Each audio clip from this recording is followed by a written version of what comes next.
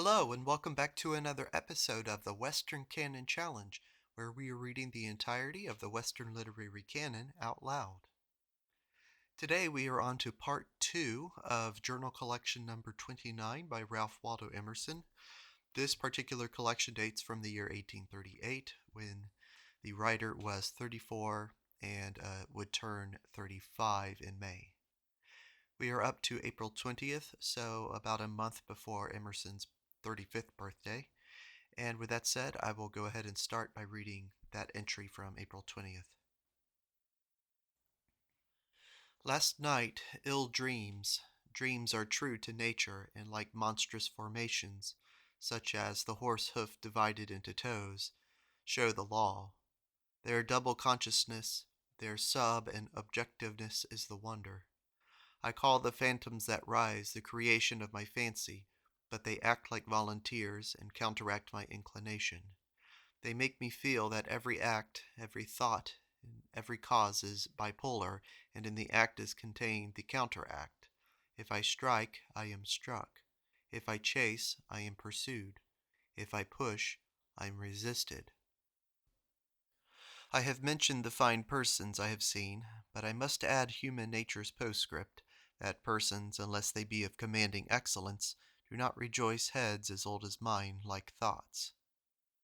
Persons I labor at, and grope after, and experiment upon, make continual effort at sympathy, which sometimes is found and sometimes is missed.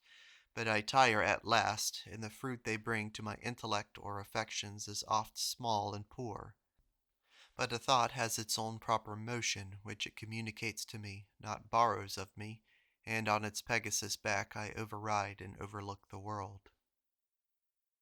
I said to Bryant and to these young people that the high poetry of the world from the beginning has been ethical, and it is the tendency of the ripe modern mind to produce it.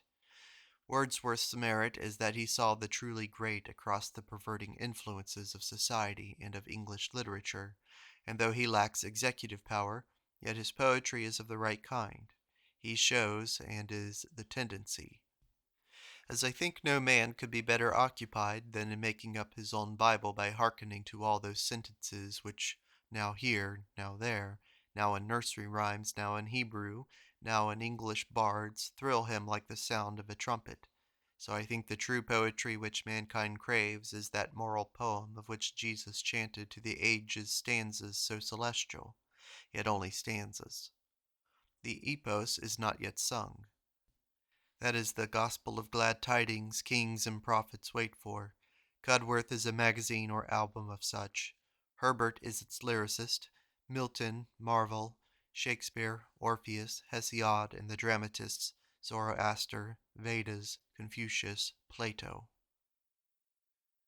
Quote, always pay, end quote. I am praised by some half-seeing friends for punctuality and common sense. They see not as I see, that for just that seemliness and passableness I fail so much to think and live in the outright Olympian loftiness. Better be a guest in thine own house than too shrewd a world's man. April 21st. The condition of influence by virtue is time. To convert a congregation in 4 days' meeting is possible to a Calvinistic sermon, but to convert one man by the persuasion of your character needs time. April 23rd.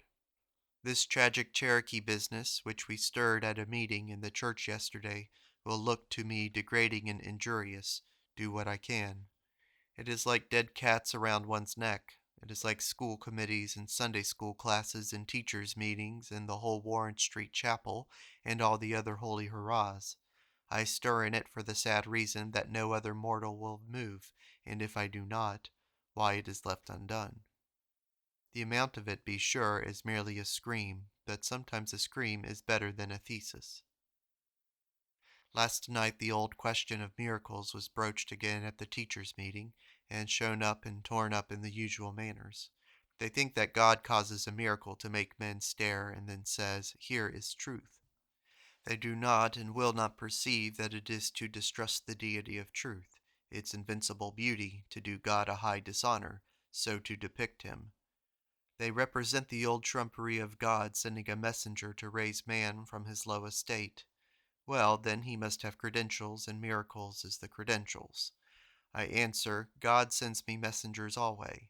I am surrounded by messengers of God who show me credentials day by day. Jesus is not a solitary, but still a lovely herald. Once more, there is no miracle to the believing soul. When I ascend to the spiritual state of a holy soul, enter into the rapture of Christ, the miracle seems fit drapery enough of such a man and such a thought. When I do not ascend, I cannot be said to believe the miracle. There it lies, a lump. Any annotator may show the text to be spurious, and I shall thank him. Any cavalier may suggest the profusion of testimony to this sort of marvel, and I shall not care to refute him. Any philosopher may have my ear who offers me other truth in her own native lineament and proportion.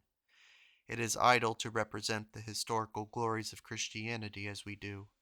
There are no Christians now, but 2 or 3 or 6 or 10. There never were at any time but a few. The accepted Christianity of the mob of churches is now, as always, a caricature of the real. The heart of Christianity is the heart of all philosophy. It is the sentiment of piety which Stoic and Chinese, Mohammedan and Hindu labor to awaken. The miracles, if you please, add proselytes of the thousand and thousand to Christianity, as in other climates other miracles reputed to do to the Shaster and Koran and Mass book. But converts to the soul of Christianity, sympathizers with the man Jesus, are as rare as lovers of Socrates, and are added by the same means, the reception of beautiful sentiments, never by miracle. Young Blank slightly said he had not read Bacon except the Apathegms. He has seen those, etc. So passed the essays that were meat and drink to plodding me in early years over the gray brain of the juniors. Yet is this the right way for a thinker to speak of them slightingly, the Apathegms? Yes, but after their value has been probed and settled by microscopic loving study, then to be able to throw them into due perspective, and sternly refuse them, for all our labor in old love, any higher place than belongs to them in God, and call them Apathegms, and pass on, that were well. The glance of the ignorant gentleman has justice in it. The sincere knowledge of the scholar has disproportion in it. April 24th. This cold, dreary, desponding weather seems to threaten the farmer who sourly follows his plow or drops pea seed in the garden. I like to think that instinct, impulse would carry on the world, that nature gives hints when to plant and when to stick poles and when to gather, but the turning out of the farmers in this November sky with coats and mittens to spring work seems to show that calculation as well as instinct must be, or that calculation must contravene instinct. Yesterday Peter Howe planted peas for me, and the garden was plowed the 21st. Lydian says that when she gives any new direction in the kitchen, she feels like a boy who throws a stone and runs. April 26th. The quote-unquote Sirius and the quote-unquote Great Western steam packets have arrived at New York from England, and so England is 1,000 or 1,500 miles nearer than it was to me and to all. Yesterday went the letter to Van Buren, a letter hated of me, a deliverance that does not deliver the soul. What I do, be sure, is all that concerns my majesty, and not what men great or small think of it. Yet I accept the Dartmouth College invitation to speak to the boys with great delight. I write my journal, I read my lecture with joy, but this stirring in the philanthropic mud gives me no peace. I will let the Republic alone until the Republic comes to me. I fully sympathize, be sure, with the sentiment I write, but I accept it rather from my friends than dictate it. It is not my impulse to say it, and therefore my genius deserts me. No muse befriends, no music of thought or of word accompanies. Bah! As far as I notice what passes in philanthropic meetings and holy hurrahs, there is very little depth of interest. The speakers warm each other's skin and lubricate each other's tongue, and the words flow, and the superlatives thicken, and the lips quiver, and the eyes moisten, and an observer new to such scenes would say, here was true fire, the assembly were all ready to be martyred, and the effect of such a spirit on the community would be irresistible. But they separate and go to the shop, to a dance, to bed, and an hour afterwards they care so little for the matter that on the slightest temptation each one would disclaim the meeting, quote, "Yes, he went, but they were for carrying it too far," etc., etc. The lesson is to know that men are superficially very inflammable, but that these fervors do not strike down and reach the action and habit of the man. Yesterday afternoon I went to the cliff with Henry Thoreau. Warm, pleasant, misty weather, which the great mountain amphitheater seemed to drink in with gladness. A crow's voice filled all the miles of air with sound. A bird's voice, even a piping frog, enlivens in solitude and makes worlds enough for us. At night I went out into the dark and saw a glimmering star and heard a frog, and nature seemed to say, "Well, do not these suffice?" Here is a new scene, a new experience. Ponder it, Emerson, and do not like the foolish world hanker after thunders and multitudes and vast landscapes, the sea or Niagara. Have I said it before in these pages? Then I will say it again, that it is a curious commentary on society, that the expression of a devout sentiment by any young man who lives in society strikes me with surprise, and has all the air and effect of genius, as when Jones Very spoke of sin and of love, and so on. In spite of all we can do, every moment is new.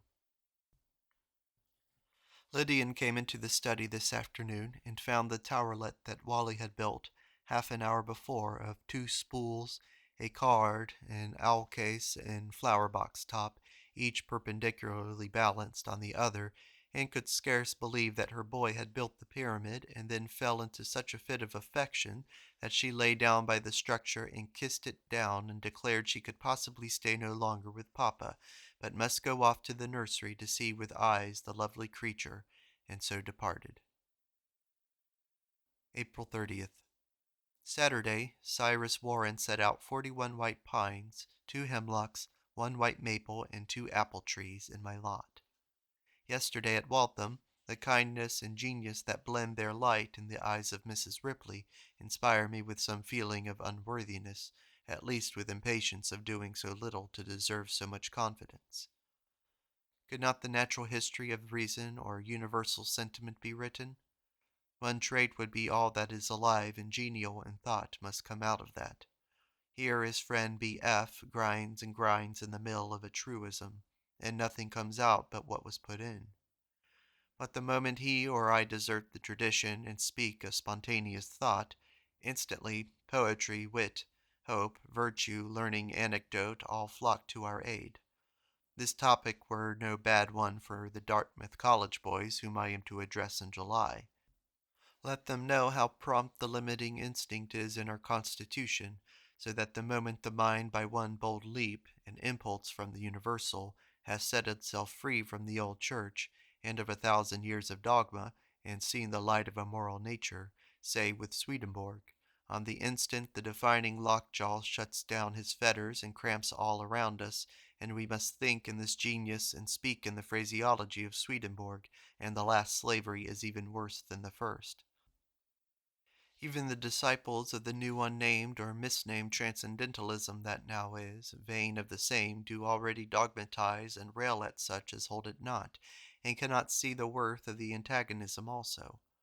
The great common sense, using the word in its higher sense, is the umpire that holds the balance of these kingdoms. We come from the college or the coterie to the village and the farm, and find the natural sentiment in the shrewd yet religious farmer. We see the manly beauty in his life, the tenderness even of his sense of right and wrong, of wise and silly, and we are ashamed of our pedantries and pitiful Chinese estimates. Quote, "Friends, sit low in the Lord's power," Precipitandus est liber spiritus. It is perfectly legitimate to generalize in the common way and call Jesus a poet and his labor a poem. People very significantly distinguish betwixt Plato, a thinker, and Jesus, a doer, and suppose that the former acts upon a few, the latter, though the difference of doing, upon millions and all history. The difference is in the thought still. The moral sentiment affects men omnipotently, and instantly raises the receiving mind to the level of the supernatural and miraculous, and it has upon all receivers abiding effect. Jesus taught that. but he was in love with the thought and quitted all for it. Any mind that thought so would have acted so. He must live somehow, and his life can be discerned through the fragmentary and distorted story to have been just the life of a soul enamored of moral truth. The difference betwixt the thinker and doer, when it appears, is that of the man of talents and of genius. Write the natural history of reason. Recognize the inextinguishable dualism. Show that after the broadest assertions of the one nature, we must yet admit always the co-presence of superior influx, must pray, must hope, and what is hope but affirmation of two, must doubt, etc. But also show that to seek the unity is a necessity of the mind, that we do not choose to resist duality, complexity. Show that will is absurd in the matter. Napoleon, in Las Cases, has an admirable candor which belongs to philosophy, rails at no enemy, puts every crime down to the ignorance of the agent, and stands ready to make a marshal of him one day. There are three ancient Greek words here that are untranslated. Two or three events, two or three objects, large or small, suffice to genius. Let dullness work with multitudes and magnitudes. The poor Pickwick stuff, into which I have only looked and with no wish for more, teaches this, that prose and parlors and shops and city windows, the tradesman's dinner and such matters, are as good materials in a skilful hand for interest and art as palaces and revolutions. Over me branched a tree of buds, and over the tree was the moon, and over the moon were the starry studs that dropped from the angel's shoon. May 1st. Distinction gives freedom to the wise man. It gives him leave to speak the truth and act with spirit. Forevermore let him say what he thinks, instead of being a brute echo, as Webster is Webster in passing conversation. If people say the spring is beautiful, let him think whether it is or not, before he ducks to the remark with a periphrastic yes. So in all estimates most are foolish. Las Cases pleases me by describing Napoleon thus, quote, "The emperor is eminently gifted with two excellent qualities, a vast fund of justice and a disposition naturally open to attachment. Nothing is more simple than greatness. Yet always it astonishes because matter, appetite, and individuality always exist and rule from the earth upwards 6 feet or hat high." The advantage of the Napoleon temperament, impassive, unimpressible by others, is a signal convenience of this other tender one, which every aunt and every gossiping girl can daunt and tether. This weakness, be sure, is merely cutaneous, and the sufferer gets his revenge by the sharpened observation that belongs to such sympathetic fiber, as even in college I was already content to be quote-unquote screwed in the recitation room, if on my return I could accurately paint the fact in my youthful journal. I sat in sunshine this afternoon beside my little pond in the woods, and thought how wide are my works and my plays from any of those of the great men I read or think of. And yet the solution of Napoleon, whose life I have been reading, lies in my feelings and fancies as I loiter by this rippling water. I am curious concerning his day, what filled it, the crowded orders, the stern determinations. The first men had no glory. They did necessary actions, and all actions were alike creditable. Presently peculiar vigor would somewhere appear. A man would yield himself to great natural influences, and all would see that the act was admirable, and of course also would be deceived into the belief that the only divinity of action lay in just that species of works in which this individual labored, whether law-making, music, war, colonies, arts, or whatever else. New impulses would, however, come to others, and to many in different sorts of activity, genius and eloquence, in affairs, in agriculture, and inventions, and yet at this day the first opinion seems to hold still. Beautiful leaping of the squirrel up the long bough of pine, then instantly on to the stem of an oak, and on again to another tree. This motion and the motion of a bird is the right perfection for foresters, as the creatures are. They taste the forest joy. Man creeps along so slowly through the woods that he is annoyed by all the details and loses the floating, exhaling, evanescent beauty which these speedy movers find. May 2nd. Homer's is the only epic. How great a deduction do all the rest suffer from the fact of their imitated form. It is especially fatal to poetry, thought's chosen and beloved form, the encroachment of these traditions. May 4th. Walter Scott says that, quote, "At night the kind are savage." End quote. How painful to give a gift to any person of sensibility or of equality. It is the next worst to receiving one. The new remembrance of either is a scorpion. To keep a party conveniently small is the trick of our local politics. May 5th. Last night Blank described the apathy from which she suffers. I own I was at a loss to prescribe, as I did not sufficiently understand the state of mind she paints. It seems as if what we mainly need is the power of recurring to the sublime at pleasure, and this we possess. If the splendid function of seeing should lose its interest, I can still flee to the sanctity of my moral nature, and trust, renounce, suffer, bleed. I complain in my own experience of the feeble influence of thought on life, a ray as pale and ineffectual as that of the sun in our cold and bleak spring. They seem to lie, the actual life and the intellectual intervals, in parallel lines, and never meet. Yet we doubt not they act and react ever, that is one even cause of the other, that one is casual and one servile, a mere vesture. Yet it takes a great deal of elevation of thought to produce a very little elevation of life. How slowly the highest raptures of the intellect break through the trivial forms of habit. Yet imperceptibly they do. Gradually, in long years, we bend our living toward our idea, but we serve 7 years and twice 7 for Rachel.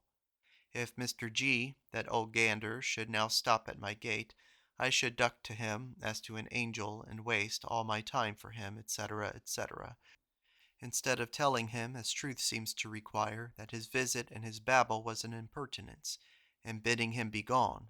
Just so, when Miss X and Mrs. Y and Miss Z come, I straightway sit glued to my chair, all thought, all action, all play departed and paralyzed, and acquiesce and become less than they are, instead of nodding slightly to them and treating them like shadows, and persisting in the whim of pathos, or the whim of fun, or the whim of poetry in which they found me, and constraining them to accept the law of this higher thought, also theirs, instead of kneeling to their triviality. I'll tell you what to do. Try to make humanity lovely unto them. Limitation. Sad is sleep. What a satire to behold the man who has been astonishing accompanied with his assurances of the infinite faculties and destiny of man, nodding in his chair. May 6th. On anniversaries. Not without some remnant of its old radiance dawns yet the Sabbath on the heart. Any holiday communicates to me its color. I wear its cockade in my feelings, wear it the Christmas which, by the way, has lent its poetry to the hemlock pine, with the boughs of which in my infancy I saw the Roman and Episcopal churches decorated, to the commencement day, whose light, though in the swamp, would be to me festive, and its air faintly echoing with plausive academic thunders. The 4th of July, red with artillery, the common full of children, the woods full of gunners, and at night the sky crackling with rockets even down to the election, miscalled by wanton boys nigger election. I have kindly vision out in these lone fields of marching ranks with red facings and white shoes, of boys in vacation, and on such a no-day as it I still feel a gayer air. At church, the slender occupation of the minds of so many persons, and the willingness with which it is borne, seem to show that the people have plenty of time. Yet, though the patient seems Turkish, I still think it is safe to argue from one to all, from me to the congregation, and to infer a preference of realities. I hear in the church with joy the music of 2 or 3 delicious voices. There in music is the world idealized in poor men's parlors, in the washroom, and in the kitchen. Every strain of a rich voice does instantly in paradise the ear. I cannot wonder that it is the popular heaven. The antagonism of goodies, quote, Sir, sir, did you speak of the Sunday school? End quote. Quote, Pardon me, sir, I did. End quote. Quote, Sir, you are an antinomian. End quote. The fear of degrading the character of Jesus by representing him as a man indicates with sufficient clearness the falsehood of our theology. The inexhaustible soul is insulted by this low, paltering superstition no more commendable in us than the mythology of other heathens. We would speak the words of Jesus and use his name only, as if we would play the tunes of Handel only or learn Handel's music, instead of becoming Handel ourselves by expressing the beauty that enamors the soul through the modulations of the air. Do not charge me with egotism and presumption. I see with all the attributes of the farmers and villagers whom you despise. A man saluted me today in a manner which at once stamped him for a theist, a self-respecting gentleman, a lover of truth and virtue. How venerable are the manners often of the poor. A great man escapes out of the kingdom of time. He puts time under his feet. He does not look at his performance and say, I am 20, I am 30, I am 40 years old, and I must therefore accomplish somewhat conspicuous. See Napoleon at 25, see what he had done at 40. He says rather, Is this that I do genuine and fit? Then it contributes no doubt to immortal and sublime results. No doubt it partakes of the same luster itself. Dark though the hour be, and dull the wit, no flood of thoughts, no lovely pictures in memory or in hope, only heavy, weary duty, moving on cartwheels along the old ruts of life. I will still trust. Was not Luther's Bible, Shakespeare's Hamlet, Paul's letter a deed as notable and far-reaching as Marengo or the Dyke of Arcola? Yet these were written by a dint of flagging spirits. Sobs of the heart and dull, waste, unprofitable hours taught the master how to write to apprehensive thousands the tragedy of these same. May 7th. Aunt Mary said of a sermon she had heard, quote, If they say it's good, then 'tis good. If they say it's bad, then 'tis bad. End quote. It even is so. In all that we hear and read, there ever is so much of nature that a trifle hath some majesty, and the mediocre production may be cracked up by the affectionate into a sort of Olympian merit, and find allowance from us, though not its spontaneous praisers. Bowles' sonnets, Southey's Roderick, Wordsworth's Waggoner, may come to be esteemed very fine. Such latitude of aboriginal worth. Nature yields to everything not contrarious. May 9th. A letter this morning from Thomas Carlyle. How should he be so poor? It is the most creditable poverty I know of. It seems as if a wise man would be an incarnated veneration. He would revere everything, even folly, crime, ignorance, not as far as they were these, but also as demonstrations of the dazzling beauty of the cause. How shallow is contempt! I will never scorn a man again. To a difference of opinion I will kneel as to an unrevealed face of God. Anciently friends exchanged names in sign of love. Henceforth I will call my enemy by my own name, for he is serving me with his might, exposing my errors, stigmatizing my faults. It seems to me that we should load our shoulders with love till we bend, kneel and lie down under the burden. Why need you think afar off of 1 or 2 acts of virtue, as you pay $30 to constitute you a life member of the charities? Go to it, man. Set down your shoulder with a yea heave o, and understand well without mincing the matter. There are you to sweat and drudge and toil forever and ever.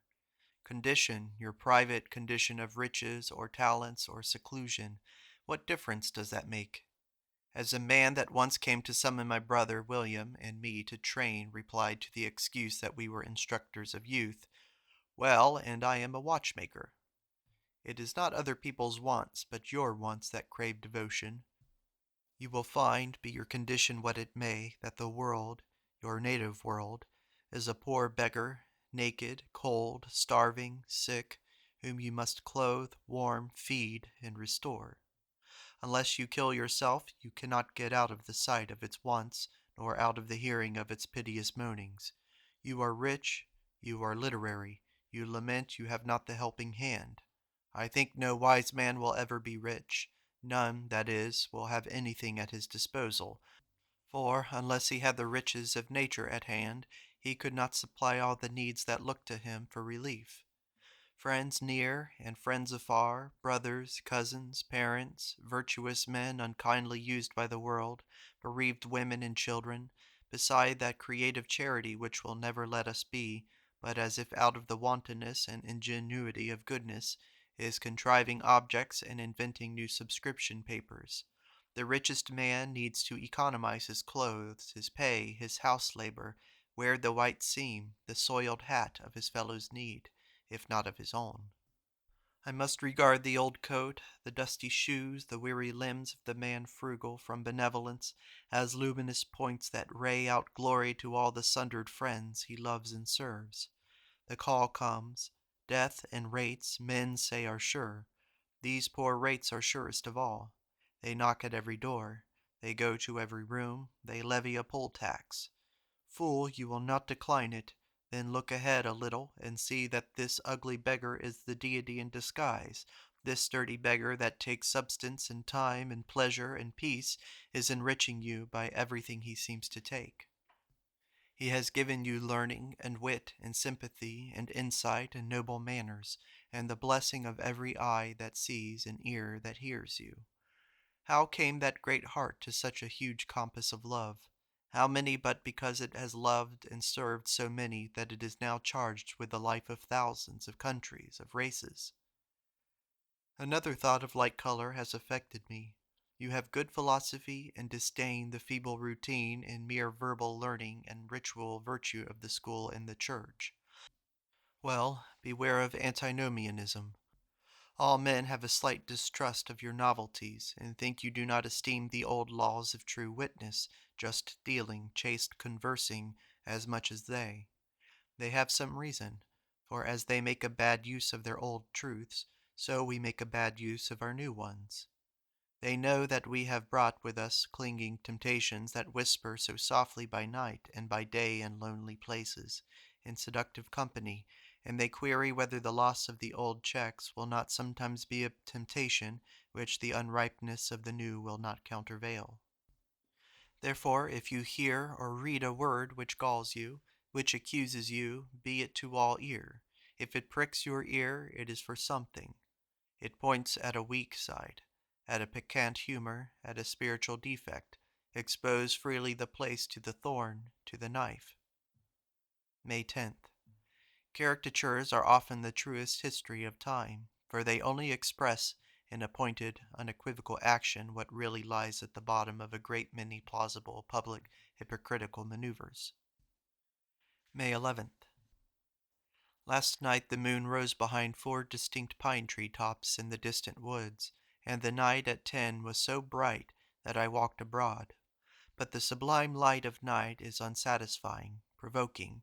It astonishes but explains not. Its charm floats, dances, disappears, comes and goes, but palls in 5 minutes after you have left the house. Come out of your warm, angular house, resounding with few voices, into the chill, grand, instantaneous night, with such a presence as a full moon in the clouds, and you are struck with poetic wonder. In the instant you leave far behind all human relations, wife, mother, and child, and live only with the savages, water, air, light, carbon, lime, and granite. I think of Culeborn. I become a moist, cold element. Quote, Nature grows over me, Frogs pipe, waters far off tinkle, dry leaves hiss, grass bends and rustles, and I have died out of the human world, and come to feel a strange, cold, aqueous, terraqueous, aerial, ethereal sympathy in existence. I sow the sun and moon for seeds. May 12th. Baby warbles quite irresistibly, as if telling a secret to all the house. Mama Kai, Mama Kai, thus blabbing Mama's fleble tendencies. May 13th. There are sublime merits, persons who are not actors, not speakers, but influences. These are great only by comparison with each other. Ivanhoe and Waverley compared with Castle Radcliffe and the Porter novels. But nothing is great, not mighty Homer and Milton, beside the infinite reason. It carries them all away as a flood. They are as asleep.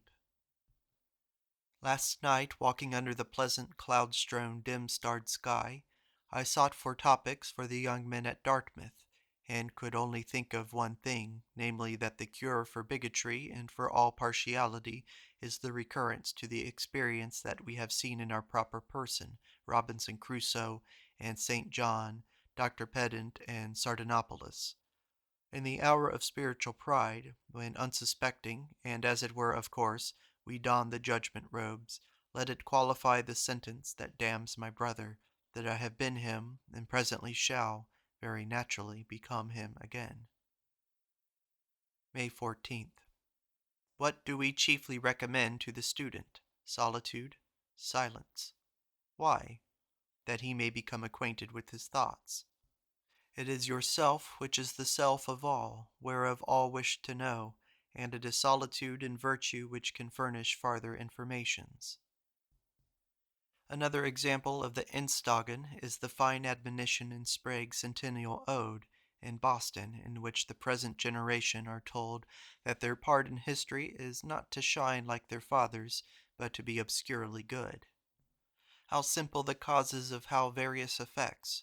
A little heat, that is, a little motion, is all that differences the bald, dazzling, white, deadly cold poles of the earth from the golden tropical climates, the cumbrous gigantic vegetation, the air loaded to sickness with aromatics, the sky full of birds, the huge animals that browse, leap, or glide, the young lions playing in the sand, and man with a dilated, flexible, elegant form, with gentle and majestic manners. A bird while. In a natural chronometer, a bird, while he may be admitted as one of the meters, since the space most of the wild birds will allow you to make your observations on them when they alight near you in the woods, is a pretty equal and familiar measure. Life and death are apparitions. Last night the teachers' Sunday school met here, and the theme was judgment. I affirmed that we were spirits now incarnated, and should always be spirits incarnated. Our thought is the income of God. I taste, therefore, of eternity, and pronounce of eternal law now, and not hereafter. Space and time are but forms of the thought. I proceed from God now, and ever shall so proceed. Death is but an appearance. Yes, and life's circumstances are but an appearance through which the firm virtue of this God law penetrates and which it molds. The inertia of matter and of fortune and of our employment is the feebleness of our spirit. May 17th. We talked yesterday of Alcott's school.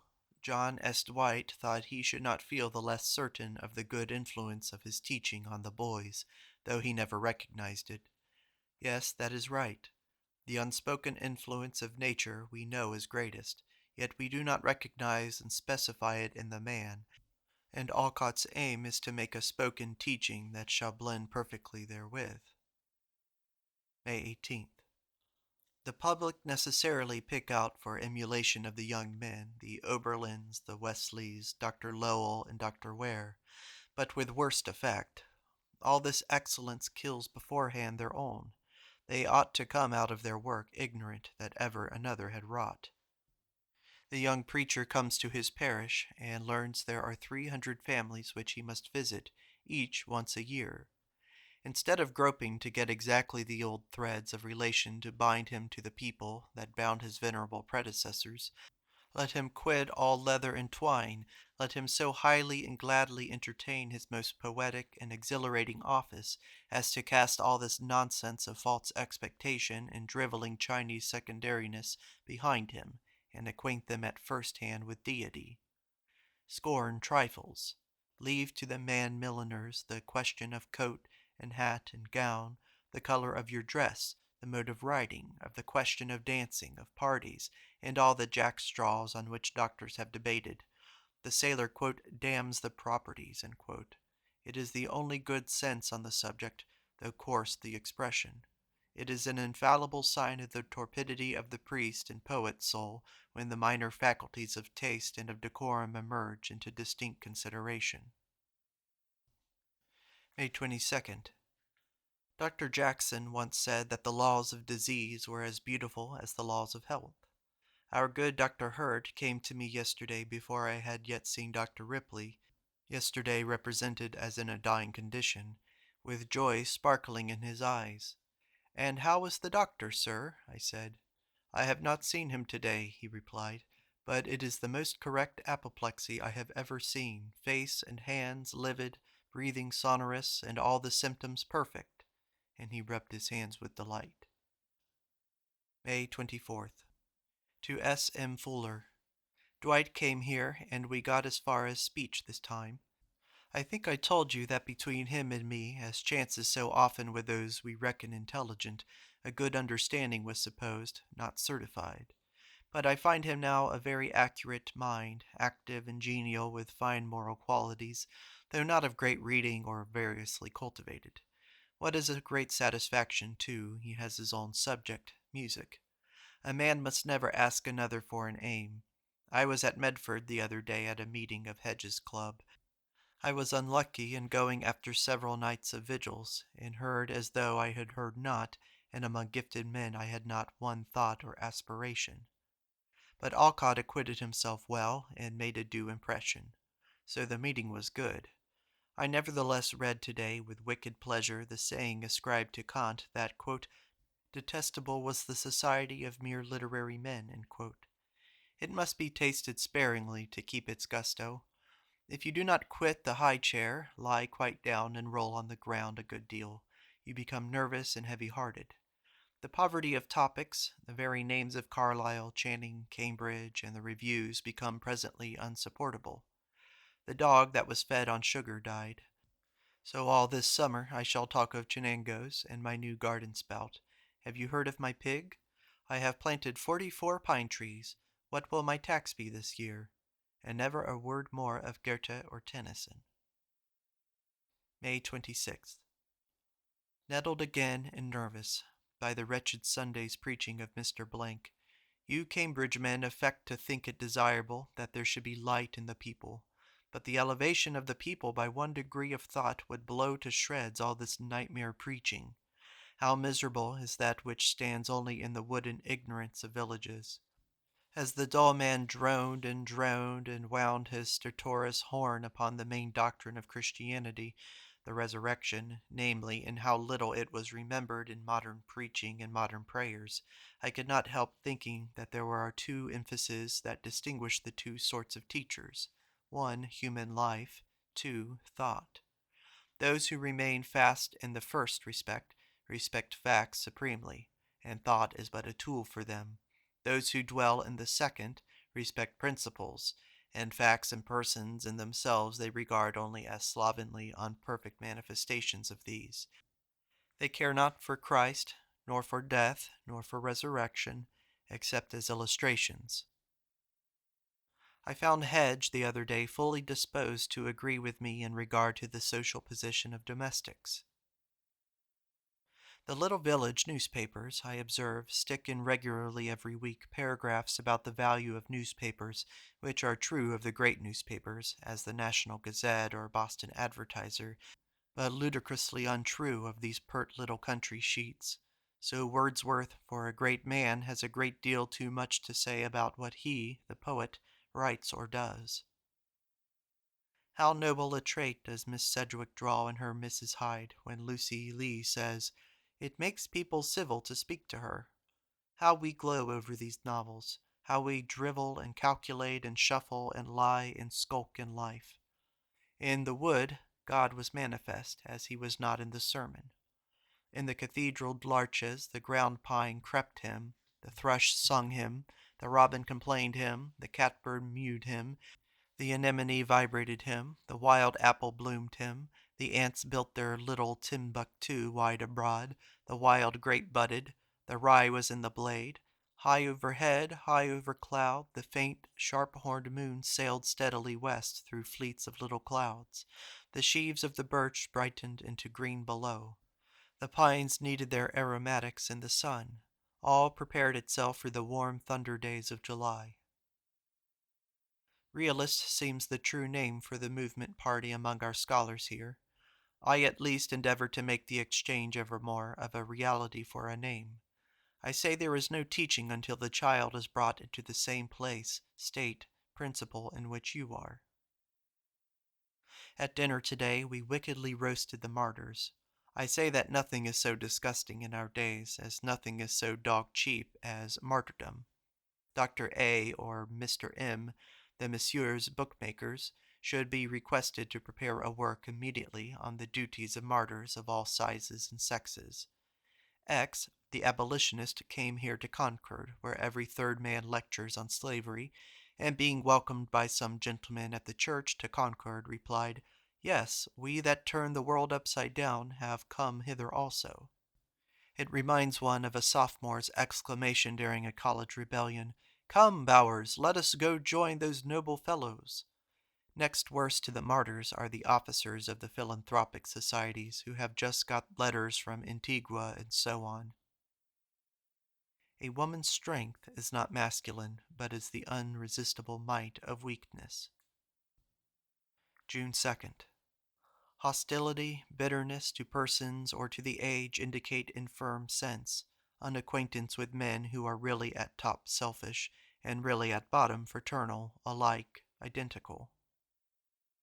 There is somewhat inconvenient and injurious in the position of the scholar.